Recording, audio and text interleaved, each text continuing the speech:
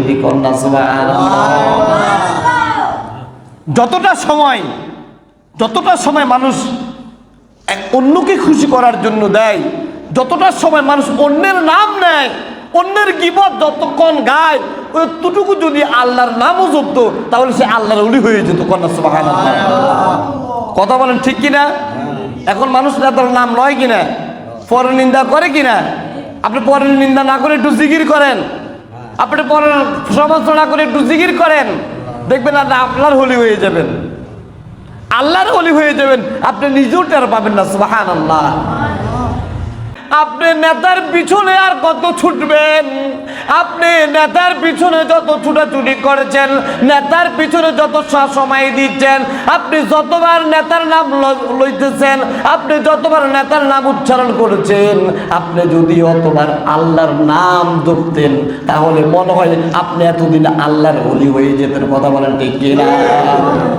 যতটা সময় মানুষ দুনিয়াতে দেয়, যতটা সময় একজন মানুষকে খুশি করার জন্য দেয়, অতটা সময় থেকে যদি বিন্দু পরিমাণ সময় আমার আল্লাহর জন্য দিত, যদি আমার আল্লাহর জন্য যদি একটু সময় বিনিয়োগ দিত, আল্লাহ রাব্বুল আলামিনের বান্দারি আমি আল্লাহ তোকে আল্লাহর ওলি বানাইয়া দিতাম। কন্যা সুবহানাল্লাহ। কথা বলেন ঠিক কিনা? এখন আমরা নেতার নাম বেশি জপি কিনা, নেতার পিছনে সময় দিই কিনা, দুনিয়ার মোহে পড়ি কিনা, সন্তান সন্তুষ্টির প্রতি সময় দিই কিনা, এই সন্তান সন্তুষ্টি যত কিছু রয়েছে আল্লাহ রাব্বুল আলামিন বলে বান্দা কিয়ামতের দিন তোর নেতা, তোর সন্তান, তোর আওলাদ, তোর আহান, তোর পরিবার কোনটাই তোর কাজে আসবে না। কথা বলেন ঠিক কিনা? নেতা আসবে, স্ত্রী আসবে, মেয়ে আসবে, বাবা আসবে, কেউ কারো কাছে আসবে না, বরং সবাই ইয়া নাফসি করবি, সবাই সবার আমলটা নিয়ে দৌড়াদৌড়ি করবে। কথা বলেন ঠিক কিনা? আজকে আমরা নেতার পিছনে এতটা সময় দিচ্ছি রে বান্দা, একটু সময় আল্লাহর জন্য দে রে বান্দা।